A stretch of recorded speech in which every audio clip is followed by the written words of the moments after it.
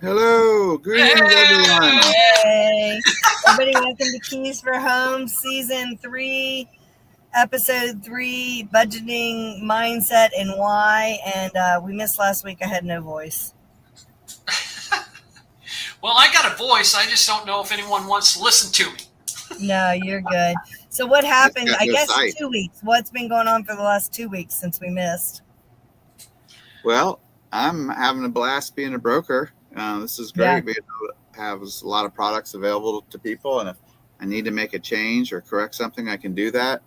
I can work from my RV here in the wilderness all week. I've been doing that. Have hotspot will travel, so that's new. I don't have anyone ask me what I'm doing or how many phone calls I made. And Jennifer, I got a contract from you, and we got that going. Um, Yep.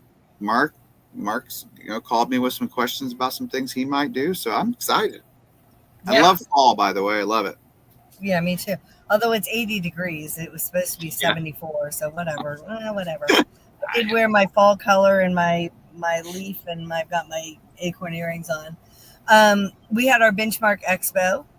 So Philip Cantrell, brilliant mind at Benchmark, and he brought in a gentleman. I think his first name was Nick, and the last name was definitely Bailey, who had previously run Century 21 Remax and was a C-suite at Zillow, and he's now at T360, which is real estate trends and where things are going. And like we've been saying, we think it's going to pop. If you're a first-time buyer, get off the stick. If you've got a house to sell, to buy, get off the stick.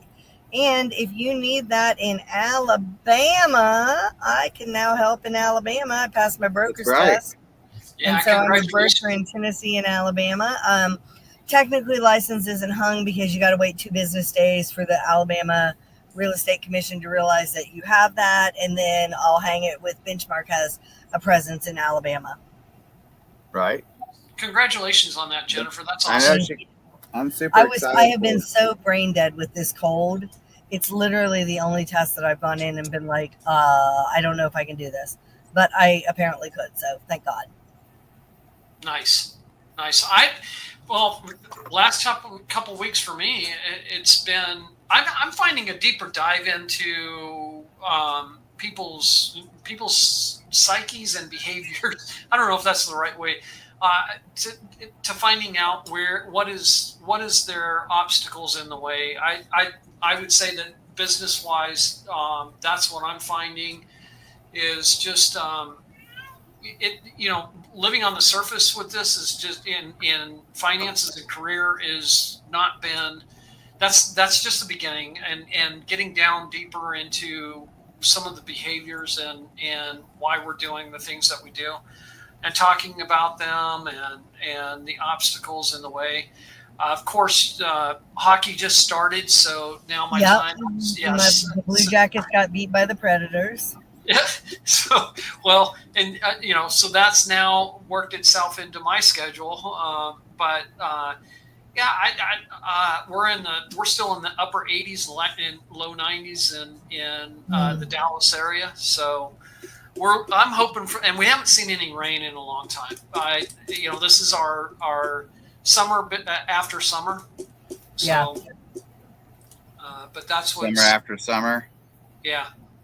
It was like 48 degrees here 2 nights ago, which was cold. Yeah. And that kind of came out of nowhere.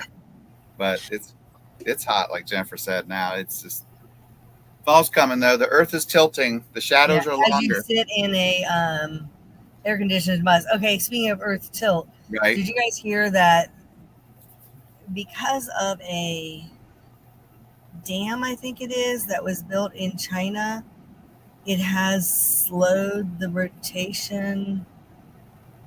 I think it's slowed. I don't think it's sped up the rotation of the Earth. What? Yeah, because of all the water that's behind it or something. Mm-hmm. Waiting Makes on sense. one side. Wow. It's crazy. Yeah, It's a delicate balance we're in here. Well, we got to put a crack in the dam. Right? Let the water. And then the little Dutch boy will come and put his finger in it. So speaking about delicate balance, isn't that a lot of what budget is? It do you is. just put your finger in the damn brake when it's going to hell in a handbasket? Well, you know, hopefully what you know, trying to put a finger in and plug this hole and plug that hole, and finally you just run out of fingers and toes, and you kind of got to say, what am I doing that's not working out? And so we could spend countless hours on analogies, but I got a lot of great information to jump right in. I think that's a good segue to do that if I'm reading you right. And yeah, I would say I just realized when we started this, I had already shared out the screen. So today's presentation is sponsored to you by Mark Crater, Aspire Coaching, and who offers financial and career coaching. One of our slogans and taglines is to imagine your life without any payments. And I'll have a trivia for you at the end of the presentation. So with that, yeah. So a little bit who I am, because one thing about finances that's hard to do is talk to a person that you're meeting for the first time. Being open and vulnerable, I respect that for anyone that does that. But it's also fair for me to say, hey, if I'm asking you to do that for me, then it's fair for me to reciprocate. So I'm a master financial coach based in the Dallas-Fort Worth area. I've been coaching for about 3 years. I'm also a contractor and coach for Ramsey Solutions on their Smart Dollar team, and have been doing that for about 2 years. I have a bachelor's of science degree from DeVry University, a master's from the University of Dallas. I've been a veteran from the U.S. Army over 10 years. I was actually a Ramsey Solutions preferred coach. And I went outside. Coaching for me as a result of my debt journey was something that I discovered about my passion and what I like to do and help people. So I went outside of Ramsey Solutions master coach training and got certified with John Maxwell's team, and also did the DISC personality certification. I have a question. What's that? I have a question. Sure. Without us taking the test, what do you think Lance and I are on DICS? Oh my gosh, probably high I's. Is that influencer? I'm high I, but I am a high D. Oh, and you can have both of those and go, you know, at various times. And let's go. Yes, you don't like, as a high D, you don't like don't give me just give me the answer. That's what you want to know. Yeah. And when people email me, I don't know if I've done this to you. It's never offensively meant, but like you'll be like, "Hey Jen, what's the name of that person who did da?" And I'll just buzz back, Lance Stanmeyer, like nothing else. Yeah, you don't want all of the stuff. It's very important as a coach to recognize the type of personalities, because you're right. It can be a big turnoff for someone that's a high D to sit there and add a whole, 3 paragraphs. Just get to the point. That's what they really want to know. Yeah. Yep. Surprising. Yes. So this might be a little hard for you, Jennifer, because I'm going to talk a little. Just kidding. I'm single. Let me mute myself. Hold on. What are you talking about, Mark? She already interrupted before you even got started. It already happened. Exactly. Now I had to get mine in. I've got to hurry up and get. Yeah, I'm single with a dog and a bird. My dog's name is Howard, and my bird's name is Alex. My fun fact is that my first job in Dallas was for the Dallas Cowboys. I was actually their IT admin. Yes, in old Irving, Texas is where my office was. I love running, watching hockey, outdoor activities. This year I was diagnosed with kidney cancer, and I'm working through that. I am debt free and following Ramsey Solutions baby steps principles. I've paid off during that journey. I paid off $323,501.21 in 63 months by making $5,000 payments for 63 months. That was working multiple jobs from time to time. Some of those days I don't even remember. But through that journey is where I discovered the passion of wanting to be able to help some other people, plus having some interaction with a senior coach from Ramsey Solutions, who is a mentor of mine now. So that being said, moving on. Any questions, Jennifer? Okay, why budgeting? Well, budgeting, it is one of the most powerful financial habits you can build. It's for the high D in this group, it is absolutely one of the most powerful financial habits you can build. One of those things that budgeting does, and why we want to do it, is to control that you have over your money. It puts you in charge of your money. We've all heard this. This topic is sometimes very mundane and oversaturated, and a lot of it is not has been repeated. My perspective on this, so much, there's desensitization to it. Yeah, you can.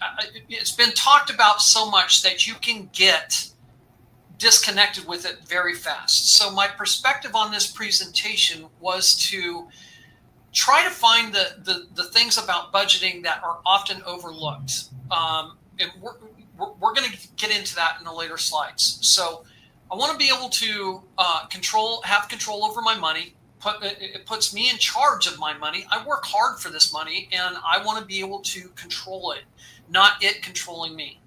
Eliminate the stress and anxiety. A little bit of anxiety about your finances is not bad. It's basically, in my mind, an alarm system that's kind of saying something's not right. And that's financial uncertainty is one of the biggest stressors in our lives. A little bit of anxiety is not bad, but we don't want this thing to be the point of you waking up at 2 o'clock in the morning, walking around wondering what you're going to do next. If that's happening to anyone right now who's listening to this, now is the time to say, okay, after this presentation, I'm going to contact Mark, and let's get together and work through it. We want to crush debt. I have the fun fact, or the little trivia question I have at the end, is centered around crushing debt. Any extra money, when we budget, why we budget is to find any extra money to attack debt. We want debt out of our lives, because what debt does is opens things up to being able to choose what we want to do. Build savings and wealth, prioritizing saving and investing, especially if you're young. First of all, it's never too old to start investing and start saving for retirement. No one should ever feel like, it's too late. If you're feeling like that right now, that would be another indication to give me a call. I'm going to raise my hand. I was 50 years old when I started my debt journey. It took me 5.5 years. I've been investing in my retirement for 3.5 years, although I started it a little bit. I started it before I started my debt journey. So I was 55 years old when I went all in on my investments. On that, sure. And you may be going to address it, but if you're at work and they do a matching 401 and you have debt, that's not a bad thing to do because they're matching it. So it's making your dollar go farther, right? In my mind, to answer your question, we want all available cash towards debt. We want so in other words, if because the hope is we get out of debt as fast as possible and reasonably possible, if that's how we need to work it, so that we can invest more later. So the second part to that, the reason I asked that is I was talking to someone within the last month, and they were telling me how they were getting a lot of their things together and they were contributing to their 401k because it was matched. I'm like, that sounds really good. Then they told me their household had 3 to 5 cars. It was a lot. Yeah. And they're not paid off. And I was still okay, that might be a different temperament between you and I. But then they said that they were investing in stocks and doing things like that. And I said, but you still have debt. I said, there's no way I would be doing that Right. with still having 3 to 5 cars that you owe on. Like I said, maybe the 401, depending on your age and how soon you're retiring. But I just wanted to get your take on that. No, You might make a clip of this. Yeah, it's a great question, and I think you used the very key word in the whole in this perspective, and that is temperament. In my coaching, I follow principles. I don't follow you have to do this. That if that is how I would coach, then I wouldn't expect to be coaching long. So following a principle, and to your point about the stocks and the 401k. If you're struggling to put food on the table, investing right now may not be your strategy. They're struggling because they want to buy a house. Right. But if you're struggling to, and that's where I said the temperament comes in. Yeah. We have to make a choice. Yeah. What do you I just want wanted to ask you that. Yeah. No. And that's a great question because, and it's an important question. The reason why is because we have to decide what is going to be our priority to this. If you want to get out of debt, but yet we're buying stocks over here and hoping that we, like the rabbit and the tortoise and the hare, it's making them feel secure, but I don't get it. Right.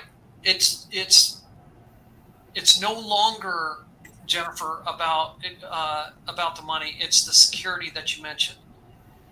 There has to be a discussion at some point where the choice is, what is the priority in your life?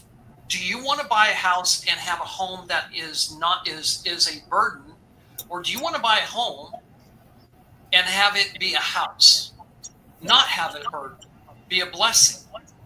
Because if we're so far down in debt that we can't even put food on our table or pay for the 3 to 5 cars, then why are we buying a house?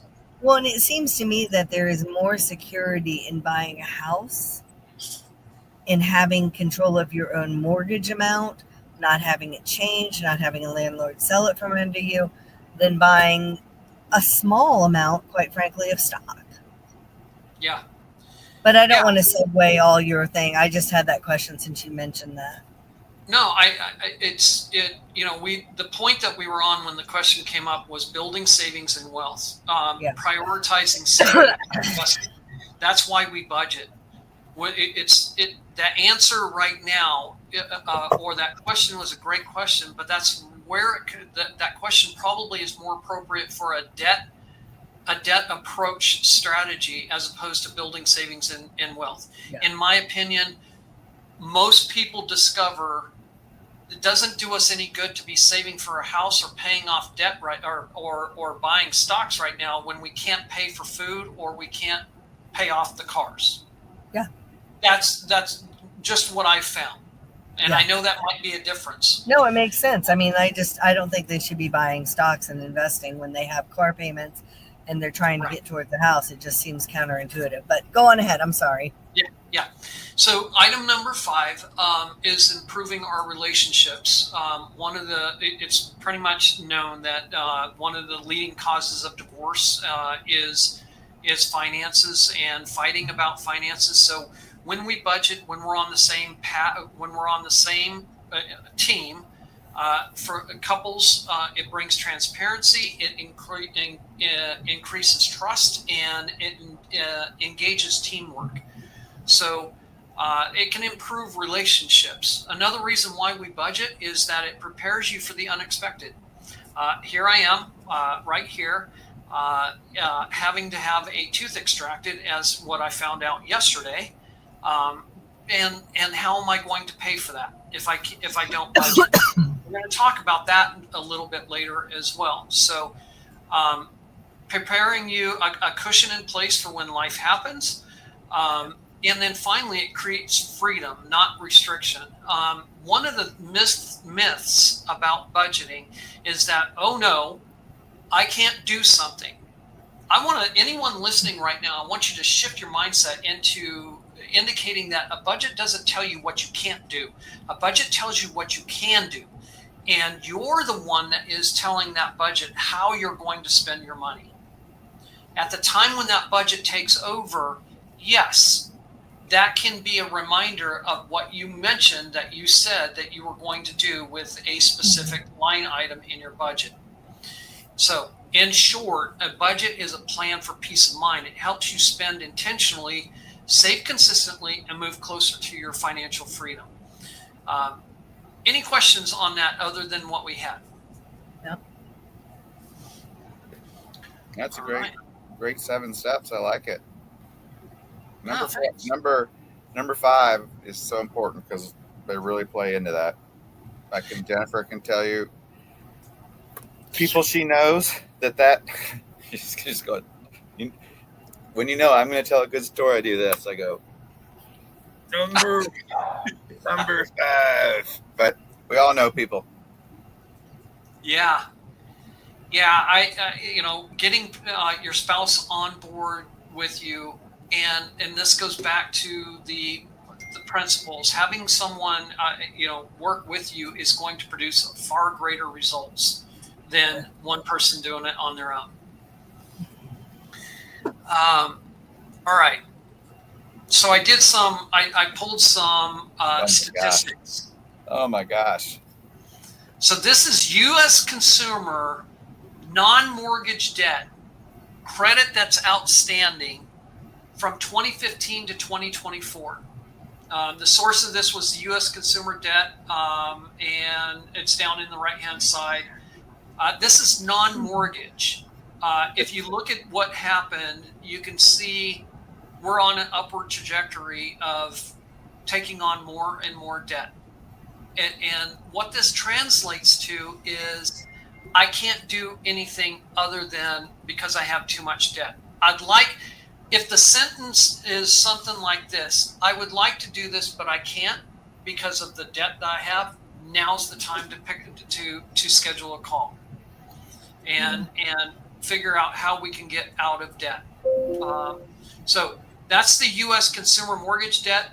Notice that it's right around $5.05 trillion, which relates to about 38.4K per household. That's using households of 131.4 million households. If you were to look at and add mortgage debt along with consumer debt in the United States as of, and it's not a slide I put up, it's just a figure that I've been tracking, is right at $18.9 trillion. Where do we stack up against the world? You know what? I didn't do that analysis, Lance. It's probably a good thing to do. What I can say, we're talking, it wasn't. I wondered if you had come across it. Yeah, I'm wondering. I imagine that we're probably number one. I should. We're number one. We're number one. We spend money. Well, the mentality is we don't spend our money; we spend other people's money. Right. Yeah. So, yeah, that's probably another topic. Sorry. So, I wanted to dive into why budgets fail, because this topic is, like I said, has been oversaturated. We often talk about, we need to budget, but we very rarely talk about why they fail. And one of the reasons is unrealistic expectations. People often create a perfect budget. It has to be like this. It must be like this. This is perfect. And when we have a budget on paper, we fail to account for the actual spending habits. Let me give you an example.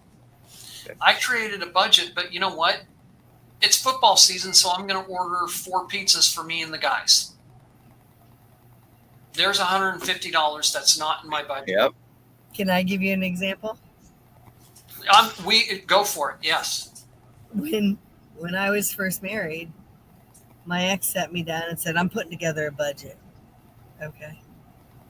It was not we were putting together a budget. Right. Get done. He hands it to me, and this is what we're sticking to. I look it over and I said, there's not a line item for groceries. There's not a line item for gas. It was literally just the utilities, the credit card, the car payments, and the rent. I said, I'm pretty sure that the two I named are the ones that we really need to get the handle on. Yeah, and so it's unfortunate Turns out that those are important.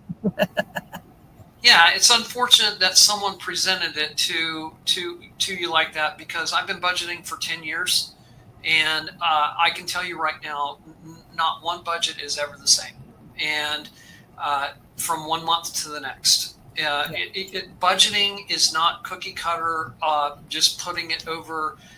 What we did last month, we're going to make it the same next month, and then we'll figure it out. And Well, you have to do it every month, tweak it. yeah, you have to tweak it, and there's reasons that of why you need to tweak it, like unexpected yearly expenses that pop up in the month. So, number one, when numbers don't match reality, the budget feels impossible to follow and gets abandoned.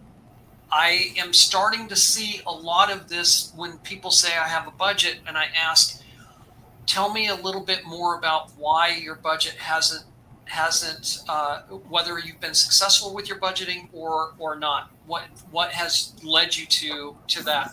And it's typically unplanned or actual spending habits. Yeah. Oh, the vet has to go to the dog. The dog has to go to the vet this month. So that can be an unexpected. Yes, that can be an unexpected. It's not planned for because you're not thinking about it in June when it happens in November. More, not necessarily that, Jennifer. That is probably more along the lines of an emergency. Something with the vet, is. No, I meant like annual. Right, but I'm sorry. I meant like the annual shots that are anywhere from 200 to 300. If you don't think about that in June, when you're sitting down, okay, it's October and I'm going to do my budget, and come March, it's been going along okay, but I forgot that the dog goes to the vet this month. Right. Those are the things that you're talking about. Like these are unrealistic expectations because you should expect that. Right. People don't. It's too perfect, and they didn't plan for that. So the second one is lack of tracking and accountability. So oftentimes a budget is useless if you don't actually track your expenses. I'm finding a lot about this, and I'm going to bring it up for the first time. I'm finding a lot of this with apps, and specifically, I've built my budget on an app, and therefore I've done the exercise, and I feel I know what I'm doing, and I never look at it throughout the month. So a budget is pretty much useless if you're not going to track your expenses. And we'll talk about these apps here in a second, and my feeling about apps and what I believe that it's doing on the surface. And so if you don't track the expenses, so many people set categories but never even check the receipts, your bank apps or spreadsheets. So they overspend without even realizing it. Yeah. So one of the things, what's that? Makes sense. Yeah. One of the things that, we'll talk about that next. Number 3, ignoring irregular and unexpected expenses. These are the things that you were talking about, Jennifer. Budgets that usually cover the obvious bills. We have something called the 4 walls: rent, groceries, utilities, transportation. But we often overlook the annual and quarterly costs, such as insurance premiums, car tags, and holiday gifts. Right now, $500 I just spent at Costco on tires. Was that budgeted? That's the question. And so the fact that it wasn't a quick yes tells me it probably wasn't, right? Now, I'm not singling. God, if only I knew a budget coach. No, just okay. Well, I'm not singling. No, I know. I'm saying this is everyday people stuff. Right. This is justifying the expense because it seems to be the right time to justify the expense. And the thing that I feel like we're not doing with our budgets is actually bringing up, if you're listening to this and you have an app and you take Jennifer's example, did you even open up the app to see if you had the money?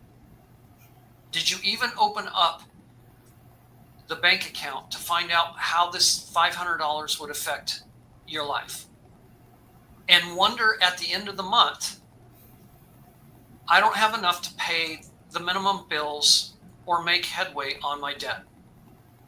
That's the impact of what item number 1 is: actual spending habits. These surprise, and the last thing on number 3, these surprise expenses throw everything off. Now, I just laid that out. So no flexibility is the 4th one. Life changes weekly. If a budget is too tight, it's too perfect, it has to be this way. One unexpected dinner or car repair makes you feel like I blew it. Without built-in flexibility, many quit instead of adjusting. Your budget needs to be adjusted, people.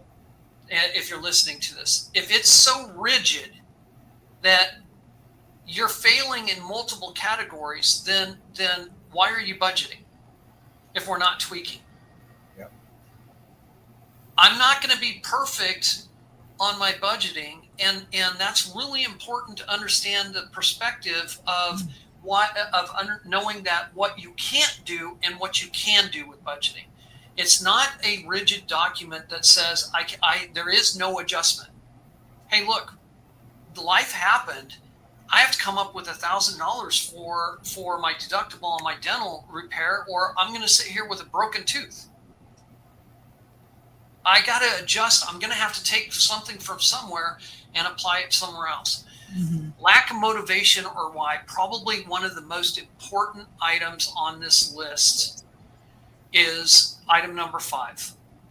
If someone doesn't connect their budget to a deeper purpose, getting out of debt, building wealth, or giving generously, it's like punishment.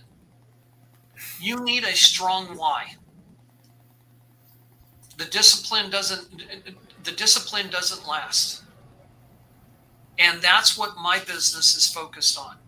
And what I've found over the last 2 months or the last 2 weeks is getting deeper to that why. Asking you to explain to me why you're budgeting or what your why is no longer enough. I have another question. Sure. I would think that it's a lot like time management. When you're really busy, you're paying attention every second. When you're really struggling to get out of debt and things are really tight, you're paying a lot of attention. And I think this is why people fall back into debt, because their why isn't as pressing and looming once they get out of debt and they've got some discretionary money and maybe they're saving up, but I don't have to save up that much. I can go on a vacation. And so we get a little lax. And I think it's really important to say, I don't ever want to go back there again. So I don't need to be pedal to the metal, but I can't just be having the reins lay loose. Right. You need to understand the deeper part of why you want to get out of debt. And stay out of it once you're there. Yeah, and then what is your purpose after getting out of debt? I was just talking to Lance about wanting to put an addition on the house, and so I spent 63 months of my life paying off debt. I never want to go back to debt. I will never have debt. Debt is not an option for me. It doesn't put me. It takes away from my ability to build wealth than it does to build wealth. Now, I understand not everyone can go and buy houses for cash. No, I get that. Right. So there's a reasonable approach to this. It's a principled approach. When we're talking about when someone has contacted me, they've already in my mind had a transformative second. They've said, I've had enough. I can't be here anymore. I'm tired of living like this, and I don't want to live like this anymore. I have told people, I've not brought on clients. I have no problem saying this. I have not brought on clients because they're not yet at that point. Right. So when you meet with people, is number five, the bottom one of the very first things you break down? It's a great question, Lance. Yeah, it actually is. And when I was creating the presentation, I didn't organize these in any one way, but when I got done, I realized lack of motivation or your understanding your deeper why is probably the most important thing. Everything else is probably at least one font smaller. Yeah. Well, I just wondered if you're talking, and maybe it needs to be the fifth, because when you start to talk about those other things, you can quickly ascertain maybe there isn't a why. Or in talking about those other four things, you can say, you know what, guys, I might have some ideas for what your why could be. What do you think of these things? And let them come to it together. It's not right or wrong. I think it's really put together well. Yeah, exactly. And coming to the realization that there's something in front of us that we have to accomplish is not fun. I'll go back into my life and relate it to the start of my debt journey. November 16th, 2016 at 9:34 a.m. That's how much I remember my day. It was a Wednesday morning when I walked into my master bathroom, hung my head down and said, God, give me the strength to overcome this challenge. Because I don't want to be in my retirement with $323,000 worth of debt. Yep. That I needed to share that with whoever's listening, because the desire to no longer be in this point has to be 10 to 15 times stronger in order to get to a different place. And budgeting is that 10 to 15%. I am going to budget. I am going to tell people no. I am going to stick to this. I am going to find extra money. I am going to pay off my debt, because my net worth now is far greater, allows me to do the things that I've wanted to do. And I know I'm very direct in that, but that item number 5 requires that. We're not going to get to point B if we don't have the tenacity, the perseverance, the discipline, the commitment to get there. And where coaching comes in on budgeting is to hold the person accountable. Yep. All right. 5. And the next slide was really, and I'm going to go kind of quickly because we're approaching time here. So 5 key behavioral changes that make budgeting and debt freedom possible. We need to shift from the impulsive to intentional spending. One of the first things that I love about this is the question that it says. Stop asking yourself, can I afford this? And start asking yourself, does this fit my plan? Whatever you're about ready to purchase, stop asking whether or not you can afford it. If you are questioning whether or not you can afford it, then you can't afford it. We need to shift that to, does this fit my plan? Build the habit of tracking every dollar. Awareness drives change. One of the things about these apps that I don't like is that it gamifies budgeting. Right. I don't think that people are truly understanding when they log into apps. They see, oh, I've got to move this over here and this over here and this over here. They're just looking at the tasks that they need to move. Are they truly absorbing the fact that they just spent $65 that was not on their budget? And they're just going through the motion of, well, let me hurry up and get this done. Swiping on an app is not writing it down. The reason why I can tell you that my internet and phone bill is $136.94 and it comes in on every 9th day of the month is because I write it down. I don't even have to look at my budget. I can tell you when these bills are coming in, and when they're wrong, I can tell you the first thing that I'm doing is calling them, because every dollar to me matters. Right. Learn to delay gratification. Choosing to wait, saving for the purchase instead of financing it, is one of the most powerful behavior shifts around. I understand that we're setting this. We're talking about consumer debt. We're not talking about purchasing of a home. Okay. Right. Yeah, and I needed to make that distinction. So, learning to delay the gratification, communicate openly, especially for couples. Budgeting requires honesty and teamwork. Discussing money regularly, wins, your setbacks, and your adjustments turns budgeting into collaboration, because you're on the same page as your spouse. If you're single, you're doing it on your own. Then having an open conversation, strangely enough and humorously, when I stood in the right location of my master bathroom, I could see myself in 2 different mirrors. And I'm telling you guys, there were conversations with 3 people in that room. Yeah. So I was having a little bit of fun with it as well. Me, myself, and I. Absolutely. Celebrate progress, not perfection. One of the things that's unique about my coaching style is that I like working hard for a certain amount of period of time, and then we celebrate the victories, because this is not easy. We got into debt pretty easily. Getting out of it is not easy. It's hard. It's not an easy road. Coaching insight is that these behaviors are really about self-control, accountability, and vision.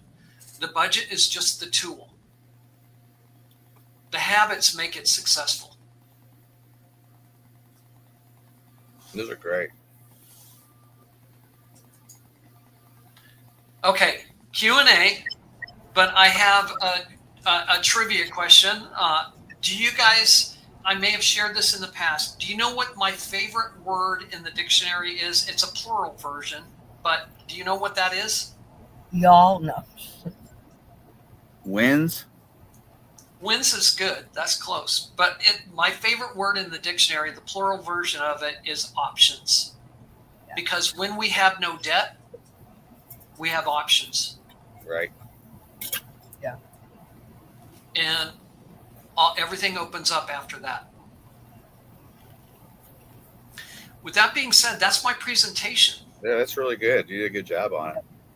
Thank you. And I want to just say, being in a, we talked about irregular expenses, but I know that you and I have talked about irregular income, and it is possible to budget on that. It takes even more attention to things. But if you have an irregular income, then it's even more important to get with Mark or a coach if you're trying to get out of debt. And if you have like a base pay regular income, but you're prone to getting bonuses, super important too, because that means you get a big hit. What are we doing with it? Right. When you and that's where that why, that deeper why, becomes more important. I didn't, I'll share. I do have a testimonial from a client. We just walked through. We paid off. He paid off $100,000 in about 6 months through his business. Nice. Through his business, and he had been wanting to. It had been over a course of about a year and a half that he had been trying to pay that off. But he brought me in, and we laid sessions. We do a lot of brainstorming. We do a lot of workshop type of environment, and we lay out what the biggest obstacles are. We understand what the options are. Guess what? None of that has to do with money on an app and money in a budget. Mm-hmm. Has everything to do with how are we going to build the strategy to get to where you want to go and overcome the obstacles in the way. So that nothing stops you. Because there will always be something to stop you. Right. One of the things that I wanted to share with everyone listening to me is that the cost of my budgeting app, $0. Because he doesn't have one. Because exactly. You know what the cost of my budgeting app is? A piece of paper, a pencil, and time.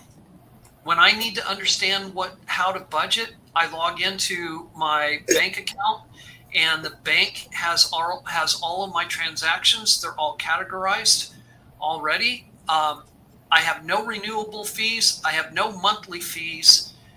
Do you know what the best budgeting app on the market is? You.